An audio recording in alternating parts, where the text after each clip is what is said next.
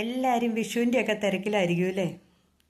എല്ലാ പരിപാടികളൊക്കെ തുറന്നോ? തുടയും വാരും അട്ടിയും പെറുക്കും ഈസ്റ്റർ വന്നു വിഷു വന്നു മൊത്തം തിരക്കിലാണ് ഇല്ലേ? ചിലവും കൂടുന്ന സമയമാണ് ഈസ്റ്ററും വിഷുവിനൊക്കെ. പിന്നെ സന്തോഷമുള്ള കാര്യം, എല്ലാവരും കൂടെ കൂടി ഒന്നിച്ചു കൂടുന്ന സമയവും വിദേശത്തൊക്കെ മക്കളുണ്ടെങ്കിൽ ചിലർ വരുന്ന സമയം ഒക്കെ ആയതുകൊണ്ട് നല്ല അടിപൊളിയാണ് അല്ലേ?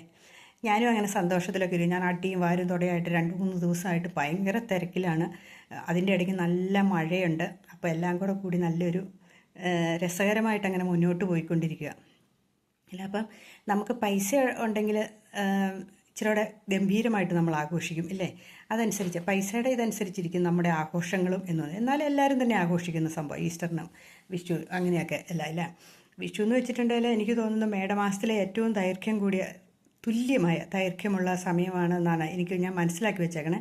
വിഷുവിൻ്റെ അന്ന് രാവും പകലിനും തുല്യ ദൈർഘ്യം ആയിരിക്കും അങ്ങനെ എങ്ങാണ്ടാ പറയുന്നത് കേട്ടോ.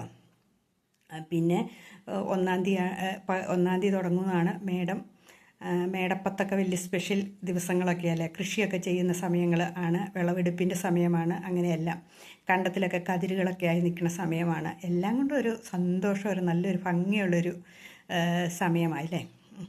അപ്പം ഞാനിപ്പോൾ ഇങ്ങനെ പറയാൻ കാരണമായത്, ഇന്ന് നമുക്ക് സ്ത്രീകൾക്ക് ജോലിയുള്ളതിനെക്കുറിച്ചുള്ള പ്രാധാന്യത്തെക്കുറിച്ചാണല്ലേ. എന്ത് നല്ലതാണ് അല്ലേ ജോലി ഉണ്ടെങ്കിൽ. ഞാൻ എപ്പോഴും ഇങ്ങനെ ആലോചിക്കും, എന്തോരം പണ്ടത്തെ അമ്മമാർ, നല്ല വിദ്യാഭ്യാസമുള്ള അമ്മമാർ, ഒരിടത്തും എത്താതെ ഇരിക്കുന്ന അമ്മമാരുണ്ടല്ലേ. പണ്ട് 5-ാം ക്ലാസ് എന്നൊക്കെ പറയുന്നത് ഡിഗ്രിക്ക് തുല്യമായി. ഇന്നത്തെ ഇംഗ്ലീഷ് എഴുതാനും വായിക്കാനും ഒക്കെ അറിയുന്ന അമ്മമാരൊക്കെ ഉണ്ടായിരുന്നില്ലേ? പുസ്തകങ്ങളൊക്കെ വായിക്കുന്ന അമ്മമാരുണ്ടായിരുന്നു ഇല്ല? എന്തോരം അറിവുള്ള അമ്മമാരുണ്ടായിരുന്നു. പക്ഷെ ഒരു കാര്യവും ചെയ്യാതെ അടുക്കളപ്പണിയും ചെയ്ത് മക്കളെയും വളർത്ത്, കുറേ മക്കളും കാണും, എല്ലാ വർഷവും കാണും ഓരോ മക്കൾ. അങ്ങനെ കുറേ മക്കളെയും വളർത്ത് വീട്ടിലിങ്ങനെ ഇരിക്കും. ഭർത്താവാണെങ്കിൽ പറമ്പിപ്പണിയൊക്കെ ആയി അല്ലെ കണ്ടത്തിപ്പണിയൊക്കെ ആയിട്ട് അതിന് നടക്കും. അല്ലാണ്ട് പുറത്തു പോയി ജോലി ചെയ്യണമെന്നൊന്നും ആഗ്രഹമുള്ള അമ്മമാരില്ല. ഇച്ചിരിയോടെ നല്ലൊരു എന്നാന്ന് പറയണത്, ഇച്ചിരിയോടെ ഒരു പുരോഗമന ചിന്താഗതിക്കാരായ മാതാപിതാക്കളുള്ള വീട്ടിലേക്കാണ് ചെല്ലണമെങ്കിൽ ചിലപ്പം ആ പെൺകൊച്ചിനെ, അതായത് അമ്മമാരെ ജോലിക്കൊക്കെ വിടും അവർ. അതായത് ഏതെങ്കിലും ടീച്ചർമാരായിട്ടോ നേഴ്സുമാരൊക്കെ ആയിട്ട് അധികവും പോകുന്നത്. അങ്ങനെയൊക്കെ പോകും. അല്ലാത്ത വീടുകളിലൊക്കെ തന്നെ മക്കളെയും വളർത്ത്, അനിയന്മാരൊക്കെ ഉണ്ട്, അവരെയൊക്കെ വളർത്ത് ഇങ്ങനെ ചേടത്തിയമ്മയായിട്ടൊക്കെ ഇങ്ങനെ ഇരുന്ന് ആ ജീവിതം അങ്ങ് തീർന്നു പോകും ഇല്ലേ? പുറം ലോകം പോലും കാണില്ലാതെ അങ്ങ് പോകും. പൈസയ്ക്കാണെങ്കിലും ബുദ്ധിമുട്ട്. ഭർത്താവ് തരുന്ന ആദായം കിട്ടുന്നതിനകത്ത് വല്ലതും കിട്ടിയാലായി. വല്ല പണിയുള്ളവരാണെങ്കിൽ അങ്ങനെ വല്ല ചെറിയ ചെറിയ പണിയൊക്കെ അന്നത്തെ ഉള്ളൂ. വലിയ വലിയ പണിയുള്ളതൊക്കെ വല്ല ടൗണിലൊക്കെ ജീവിക്കണവർക്ക് മാത്രമേ ഉള്ളൂ ഇല്ലേ? അങ്ങനെ അങ്ങ് കാലം കടന്നു പോകും. അപ്പോൾ ഒരു വരുമാനമൊന്നും ഇല്ലാണ്ട് ഈ അമ്മമാരങ്ങ് ജീവിക്കും. മക്കളെ ആശ്രയിച്ച് അങ്ങനെ ജീവിക്കും. ഇന്നും ഇത് തന്നെയുണ്ട് കേട്ടോ. എത്രയോ പെൺകുട്ടികളുണ്ട് നല്ല വിദ്യാഭ്യാസം ഉണ്ടായിട്ട് ഒരു ജോലി പോലും ചെയ്യാതെ ജീവിക്കുന്നവർ. എത്ര പേരുണ്ടെന്നറിയാവോ? ഒരു ജോലിക്കും വിടുകയില്ല, പോവുകയില്ല, അങ്ങനെ ഇരിക്കുന്ന പെൺപിള്ളേർ. അപ്പോൾ എനിക്ക് പറയാനുള്ളത് എന്നാണെന്നറിയാമോ? നമ്മൾ പുറത്ത് പോയി ജോലി ചെയ്യുക, പുറത്തുള്ള ആൾക്കാരെ കാണുക, അപ്പം നമുക്കൊരു കോൺഫിഡൻസ് കൂടും.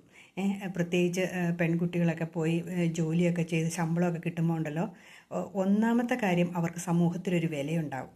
ഒരു ജോലിക്കാരി എന്ന് പറയുന്ന വിലയും ഒരു വീട്ടമ്മ എന്ന് പറയുന്ന വിലയും രണ്ടും രണ്ട് തന്നെ. വീട്ടമ്മ മോശമാണെന്നല്ല ഞാൻ പറയുന്നത്.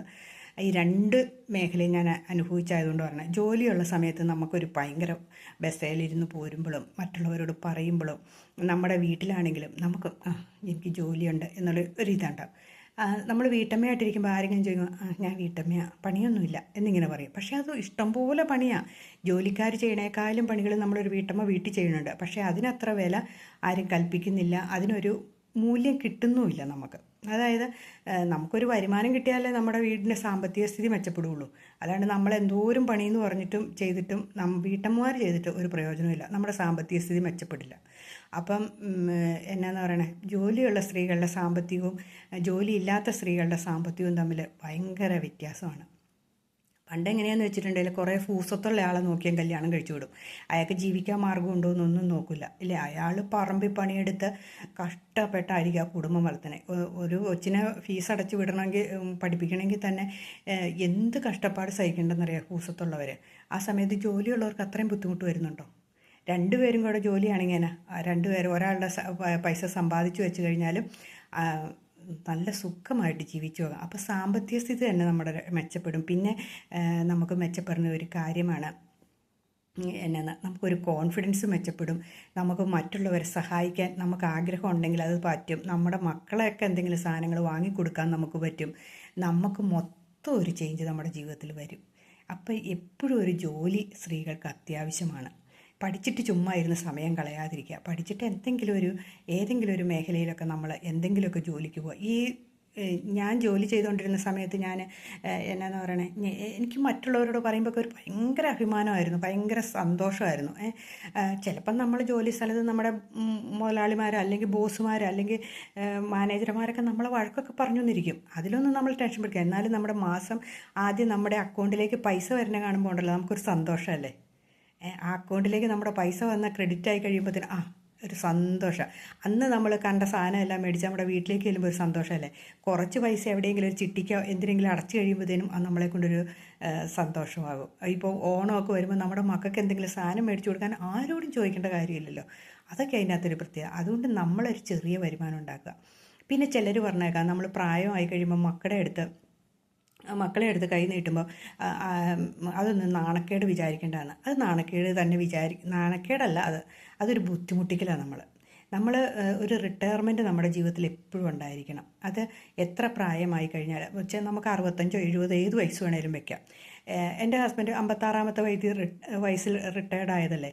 പക്ഷേ നമ്മൾ റിട്ടയർഡ് ആയി കഴിഞ്ഞിട്ട് നമ്മുടെ കയ്യിൽ ഒരു ബാലൻസ് ഒന്നും മിച്ചം വന്നില്ലെങ്കിൽ നമുക്ക് മുന്നോട്ട് പോകാൻ ഒരു ആരോഗ്യസ്ഥിതി സന്തോഷവും കിട്ടും. നമ്മൾ വേറെ ജോലിക്ക് പോയിക്കൂടുക. അതായത് റിട്ടയർഡ് ആയി കഴിയുമ്പോൾ കുറച്ച് പൈസയൊക്കെ കിട്ടും. മിക്കവാർക്കും പേർക്ക് വരുന്ന കുഴപ്പമെന്ന് വെച്ചാൽ ഹൗസിംഗ് ലോണ് കാണും, വിദ്യാഭ്യാസ ലോണ് കാണും, അല്ലെങ്കിൽ ഏതെങ്കിലുമൊക്കെ പ്രശ്നങ്ങൾ നമ്മുടെ ജീവിതത്തിലുണ്ടായിരിക്കും. അതെല്ലാം അടച്ചങ്ങ് തീർക്കും. പിന്നെ നമ്മുടെ ഈ പൈസ കാണില്ല. പിന്നെ നമ്മൾ അടുത്ത ജോലി അന്വേഷിച്ച് പോവുകയാണ്. ഇതെല്ലാം ക്ലോസ് ചെയ്ത് ഇത് സേഫായിട്ട് വെക്കണവരും ഒത്തിരി പേരുണ്ട്. അപ്പം അവർക്ക് പിന്നെ ജോലിക്ക് പോയില്ലെങ്കിലും കുഴപ്പമില്ല, റിട്ടയർ ചെയ്ത പൈസ അവരുടെ മിച്ചമുണ്ടായിരിക്കും. അത് 2 പേരും കൂടെ ഉണ്ടെങ്കിലുണ്ടല്ലോ ആ പൈസ നല്ല പൈസ മിച്ചം കാണും. ഇത് ഒരാൾ തന്നെയാണ് ജോലി ചെയ്ത് വീട് നോക്കിക്കൊണ്ട് നടക്കണമെങ്കിലുണ്ടല്ലോ അയാളുടെ പൈസ ഒന്നും മിച്ചം കാണുകയുമില്ല. അയാൾ പിന്നെയും ജോലിക്ക് പോകേണ്ട തന്നെ വരും. എത്ര ബുദ്ധിമുട്ടാണേലും പിന്നെയും ജോലിക്ക് പിന്നെ ഒരു കോൺഫിഡൻസ് കൂടും. ജോലി ചെയ്തുകൊണ്ടിരിക്കുമ്പം അക്കൗണ്ടിലേക്ക് ഇച്ചിരി പൈസ കൂടുതൽ കിട്ടുമ്പം പെൻഷൻ കാശും അല്ലാതെ കൂടുതൽ കിട്ടുമ്പോൾ ഒരു സന്തോഷമാണ്. പിന്നെ ഞാനിത് പറയണേ, ജോലി ഇല്ലാത്തവരെന്ത് ചെയ്യുമെന്ന് ചോദിച്ചിട്ടുണ്ട്. ഞാനൊരു കുറേ നാൾ മുമ്പ് ഒരു വീഡിയോ ഇട്ടപ്പോൾ എല്ലാവരും ചോദിച്ചു ജോലി ഇല്ലാത്തവരെന്താ ചെയ്യേണ്ടതെന്ന്. ജോലി ഇല്ലാത്തവർ നമ്മുടെ വീടിൻ്റെ ടെറസ് വാടകയ്ക്ക് കൊടുക്കുന്ന എത്രയോ പേരുണ്ടെന്നറിയാവോ. യോഗ സെൻറ്ററിനായി, ഡാൻസ് ക്ലാസ്സിനായി, ട്യൂഷൻ സെൻറ്ററിനായി, അങ്ങനെ ടെറസുകൾ അത്യാവശ്യം ഒരു ഇച്ചിരി മെയിൻ്റനൻസ് ഒക്കെ നടത്തിയിട്ട് മുകളിലൊരു ഷീറ്റൊക്കെ ഇട്ടിട്ട് വാടകയ്ക്ക് കൊടുക്കുന്നവരുണ്ട്. വീടിൻ്റെ 2 മുറികൾ വാടകയ്ക്ക് കൊടുക്കുന്നവരുണ്ട്. ഇങ്ങനെ ഏതെങ്കിലും കാരണവശാൽ ഒരെണ്ണം വാടകയ്ക്ക് കൊടുക്കുക. പിന്നെ ഏതെങ്കിലും ഒരു ചെറിയ ജോലികൾ എവിടെ അന്വേഷിച്ചാലും ഇപ്പോൾ കിട്ടുമെന്നേ. നമുക്ക് പറ്റുന്ന ഒരു ജോലികൾ ചെയ്യുക. എനിക്കറിയാവുന്ന ഒരു ചേട്ടൻ 75 വയസ്സായി. പുള്ളി ഇപ്പോൾ തെങ്ങ് കയറാൻ യന്ത്രം വെച്ചില്ലേ, മിഷ്യൻ വെച്ച് തെങ്ങ് കയറുന്ന പരിപാടിക്ക് നടക്കണുണ്ട്. ആ തെങ്ങ് കയറാനല്ല ഞാൻ പറയുന്നത്, നമുക്ക് പറ്റുന്ന പരിപാടികൾ ചെയ്യുക. അപ്പം നമുക്കൊരു ചെറിയ വരുമാനമാകുമ്പോൾ നമുക്ക് ഭയങ്കര കോൺഫിഡൻസ് കൂടും. അതേപോലെ തന്നെ എന്നാ പറയണേ, നമ്മൾ വലിയ വൈറ്റ് കോളർ ജോലിയെ ചെയ്യുള്ളൂ എന്നും പറഞ്ഞിരുന്നിട്ടുണ്ടെങ്കിൽ നമുക്ക് നടപടിയില്ലാത്ത കാര്യമാണ്. പിന്നെ നമ്മൾ നമ്മുടെ മക്കളുടെ അല്ലെങ്കിൽ മരുമക്കളുടെ അടുത്തേക്ക് പോകുമ്പോൾ നമുക്ക് ആവശ്യമുള്ള കുഴമ്പിനുള്ളതും, നമുക്ക് ആവശ്യം വണ്ടിക്കൂലി, നമുക്ക് ആവശ്യമുള്ള വസ്ത്രത്തിനും, നമുക്ക് ആവശ്യമുള്ള പൈസ നമ്മുടെ കയ്യിലുണ്ടെങ്കിലുണ്ടല്ലോ അവരോട് ചോദിക്കേണ്ട കാര്യമില്ല. പല മാതാപിതാക്കൾ സങ്കടപ്പെടുന്നത് എന്നാണെന്നറിയാമോ, മക്കളോട് പൈസ ചോദിക്കുമ്പോൾ അവർ മിണ്ടില്ല, ചോദിക്കുമ്പോൾ അവർ തരില്ല എന്നൊക്കെയാണ് പറയണത്. അതിൻ്റെ കാരണം എന്താണെന്നറിയാം, അവരുടെ കൈ കാണില്ലായിരിക്കാം. ആ ബുദ്ധിമുട്ട് നമ്മൾ ഒഴിവാക്കി കിട്ടിയില്ലേ. നമുക്ക് ചോദിക്കണ്ടല്ലോ അവരോട്, നമുക്ക് നമ്മുടെ കയ്യിൽ പൈസ ഉണ്ടെങ്കിൽ നമുക്ക് എടുക്കാൻ പാടില്ലേ. പിന്നെ മക്കളെ ഫോൺ വിളിച്ച് എടുക്കണില്ലാന്ന്. എൻ്റെ മക്കളെ ഒന്നും അങ്ങനെ ഫോൺ വിളിച്ചാൽ എല്ലായ്പ്പോഴും ഒന്നും എടുക്കുകയൊന്നുമില്ല. വേണമെങ്കിൽ തോന്നുമ്പോൾ ഇങ്ങോട്ട് തിരിച്ചു വിളിക്കും, അവർക്ക് സമയമുള്ളപ്പോൾ. നമുക്കറിയില്ല അവരുടെ തിരക്കാനാണ്. ഞാനൊരു ജോലി ചെയ്തുകൊണ്ട് എനിക്കറിയാം. കാരണം ജോലി ചെയ്ത് വീട്ടിൽ വന്നിട്ട് നമ്മൾ പല കാര്യങ്ങളും ഓഫീസിൽ ചിലപ്പം മറ്റുള്ളവരോട് വിളിച്ച് ചോദിച്ചുമൊക്കെ നമ്മുടെ സമയം പോകും. അപ്പം നമുക്ക് നമ്മുടെ അച്ഛനെയോ അല്ലെങ്കിൽ അമ്മയോ ഉണ്ടെങ്കിൽ അമ്മേനെ ഒന്നും വിളിക്കാൻ സാധിച്ചൊന്നും വരില്ല. അപ്പം നമ്മൾ എന്താ ചെയ്യണേ, അപ്പം നമ്മൾ ആ സമയം ഏതെങ്കിലും ഒരു സമയത്ത് അവർ വിളിക്കട്ടെ എന്ന് വിചാരിച്ചുകൊണ്ടിരിക്കുക. അവർ വിളിക്കുമ്പം നമ്മൾ മറുപടി പറയുക. അല്ലാണ്ട് അന്നെങ്കിൽ മിസ്ഡ് കോൾ വെട്ടിട്ട് നമ്മൾ കാത്തിരിക്കുക. ഇതൊക്കെയാണ് വേണ്ടത്. അപ്പം എനിക്ക് ഇതിനകത്ത് പ്രധാനപ്പെട്ട കാര്യം എന്ന് വെച്ചാൽ, പെൺകുട്ടികൾ ആരെങ്കിലും ജോലി ഇല്ലാണ്ടിരിക്കണമെങ്കിൽ അവർ ശരിക്കും ജോലി സമ്പാദിക്കണം കേട്ടോ. ഒരു സമയം പോലും ജോലി ഇല്ലാണ്ടിരുന്ന് സമയം കളയരുത്. എപ്പോഴാണെങ്കിലും ചെറിയൊരു വരുമാനം നമുക്ക് ഉണ്ടാക്കിയെടുക്കണം. കുഞ്ഞു പിള്ളേരായതുകൊണ്ടാണെന്ന് പറഞ്ഞാൽ കുറച്ച് നാളൊക്കെ ലീവ് എടുത്തിരുന്നിട്ട് ബാക്കി സമയം നമ്മൾ ജോലി കണ്ടുപിടിക്കാൻ ശ്രമിക്കുക. നമുക്കൊരു കോൺഫിഡൻസ് കൂടുതലാണ്, നമുക്കൊരു വാല്യൂ കൂടുതലാണ്, നമ്മുടെ കുടുംബത്തിൽ നമുക്കൊരു നമ്മളൊരു സെറ്റപ്പ് ആവുന്നേ. നമ്മുടെ വീട്ടിൽ തന്നെ നമുക്കൊരു കാര്യം, നമുക്കൊരു സമ്പാദ്യം ഉണ്ടാകും, ഫിനാൻഷ്യൽ ഫ്രീഡം ഉണ്ടായി വരും. പിന്നെ മ്യൂച്വൽ ഫണ്ടിലോ ഏതിലെങ്കിലും ഒരു 40 വയസ്സ് കഴിഞ്ഞവർ തൊട്ടാണെങ്കിലും ഒരു ചെറിയ സമ്പാദ്യം 100 രൂപയാണെങ്കിൽ 100 രൂപ അതിനകത്തിടുക, ആർ.ഡി ചേരുകയോ എന്തെങ്കിലുമൊക്കെ ചെയ്ത് നമ്മൾ വരുമാനം ഉണ്ടാക്കണം. അപ്പം നമ്മുടെ റിട്ടയർമെൻറ്റിന് നമുക്കൊരു പൈസയാകും. ഇതൊക്കെ നമ്മൾ സൂക്ഷിച്ചും കണ്ടും ചെയ്താണ്ടല്ലോ നമ്മുടെ ജീവിതം സന്തോഷകരമാകും. അല്ലാതെ ആരും നമുക്ക് കൊണ്ടുത്തരുമെന്ന് ഓർത്ത് നമ്മളിരിക്കേണ്ട. നമുക്ക് നമ്മുടെ വിദ്യാഭ്യാസം അനുസരിച്ചുള്ള ജോലികൾ സമ്പാദിക്കുക. ഒരു സ്ത്രീകൾ പോലും ചുമ്മാതിരുന്ന് എന്തെങ്കിലുമൊക്കെ പരിപാടി കണ്ടുപിടിച്ച് പൈസ ഉണ്ടാക്കാൻ ശ്രമിക്കുക. അപ്പോൾ ഉണ്ടല്ലോ നമ്മൾ ആളാകെ മാറും. നമുക്കൊരു വരുമാനം ഉണ്ടായി കഴിയുമ്പോൾ നമ്മൾ വിചാരിക്കണ പോലെ ഭയങ്കര കോൺഫിഡൻസ് നമുക്കുണ്ടാവും. അപ്പം അതിനുള്ള മാർഗ്ഗങ്ങൾ നമ്മളെപ്പോഴും കണ്ടുപിടിക്കുക. നമ്മളെപ്പോഴും പൈസ ഉണ്ടാക്കാൻ ശ്രമിക്കുക. ചുമ്മാ ഇരുന്ന് സമയം കളയാതിരിക്കുക. പൈസ എന്ന് പറയുന്ന ഒരു എനർജിയാന്നേ, അതുള്ളവർക്ക് അതിൻ്റെ വിലയറിയുള്ളൂ. ഇല്ലാത്തവരും ഉള്ളവരും തമ്മിലുള്ള വ്യത്യാസം നമുക്കറിയാവുന്നതല്ലേ. പൈസ ഉള്ളവൻ്റെ അവസ്ഥയും പൈസ ഇല്ലാത്തവൻ്റെ അവസ്ഥയും തമ്മിൽ. അപ്പം നമ്മളെ മക്കളെ പഠിപ്പിക്കാൻ നമ്മൾ പൈസ ഉണ്ടാക്കി കൊടുത്തിൽ ഒരു ചെറിയ ശതമാനം നമുക്കായിട്ട് സേവ് ചെയ്താൽ നമ്മുടെ റിട്ടയർമെൻറ്റിന് സേവ് ചെയ്ത് വയ്ക്കുക. റിട്ടയർമെൻറ്റ് വേണം നമ്മുടെ ജീവിതത്തിൽ എന്താണേലും. ആ സമയത്ത് നമുക്കൊരു പൈസയ്ക്ക് വരുമാനം വേണം. അല്ലാണ്ട് മൊത്തം കടത്തിലേക്ക് എപ്പോഴും ആയി കിടക്കാണ്ടിരിക്കാൻ ശ്രമിക്കുക. ഇതൊക്കെയാണ് വേണ്ടത് കേട്ടോ. ഇതൊക്കെ ജീവിതത്തിൻ്റെ ഒരു പാഠങ്ങളല്ലേ. ഇതൊക്കെ മനസ്സിലാക്കുക.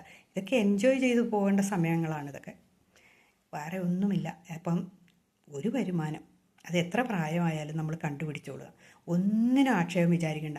ഞാൻ കേട്ടിട്ടുണ്ട് വിദേശങ്ങളിലൊക്കെ എന്ത് പണി ചെയ്താലും അത് ഇങ്ങനെ ഹൈ ജോലിയോ അല്ലെങ്കിൽ താഴേക്കടയിലുള്ള ജോലിയോ മുകളിലുള്ള ജോലിയോ അങ്ങനെ തിരിച്ചു വ്യത്യാസം അവിടെ ഇല്ല എന്നാണ് പറയണേ.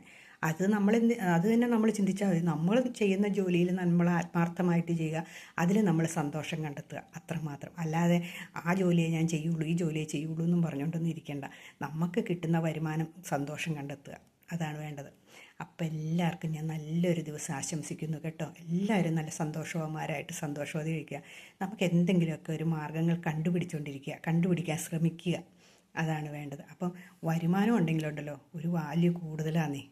പെണ്ണുങ്ങൾക്ക് പ്രത്യേകിച്ച് സ്ത്രീകൾക്ക് ഒരു ഭയങ്കര, ഭർത്താവിന് പോലും നമ്മളൊരു ബഹുമാനം തോന്നും. സത്യമായ കാര്യം അത്. ഇല്ലാത്ത സമയത്ത്, നമുക്ക് ജോലി ഇല്ലാത്ത സമയത്ത് പെരുമാറ്റമായിരിക്കില്ല ഭർത്താവിന് ജോലിയുള്ള സമയത്ത് നമ്മളുള്ള പെരുമാറ്റം. ശരിയായ കാര്യം അത് കേട്ടോ. എല്ലാം അടിയറ വെച്ചിട്ട് ജീവിക്കണം എന്നല്ല ഞാൻ പറയണത്. നമ്മൾ ഇച്ചിരി കോൺഫിഡൻസ് ഒക്കെ കൂടും. ബൈ.